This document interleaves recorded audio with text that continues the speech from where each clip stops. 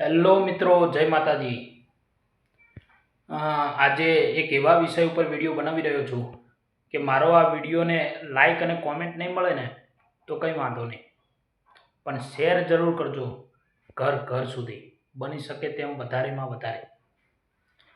જે લોકો દશામાના વ્રત કરે છે ને, જો કે હવે અત્યારે દશામાના 4 થી 5 દિવસ રહ્યા છે, એમને વિદાય આપવાના, ત્યારે આ વિડીયો ખાસ મારે બનાવવો પડે છે કે દશામાને જ્યારે કોઈ તળાવ કે કોઈ નદીમાં પધરાવવામાં આવે છે ને, જો કે છેક સુધી પધરાવવામાં આવે છે ત્યાર સુધી વાંધો નથી, પણ અમુક તળાવ કે ગામના નદી કે તળાવ કે કોઈ ખાબોચિયા કે કોઈ પાણી ભરેલામાં બહાર જ આમ મૂકી દેવામાં આવે છે મૂર્તિ।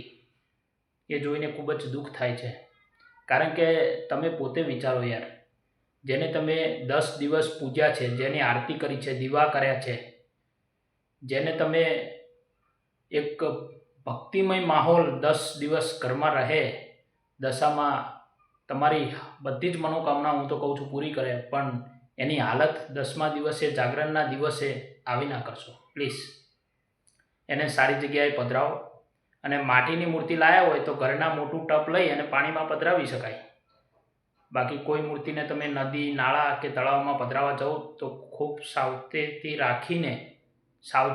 રાખીને એને સાવધાનપૂર્વક એને વિદાય આપો, કારણ કે એ પણ માં છે યાર, જેને 10 દિવસ આપણે પૂજ્યા છે। પ્લીઝ આ વિડીયો બને એટલો ઘર ઘર સુધી શેર કરજો એવી વિનંતી છે। જય માતાજી, જય દશામાં।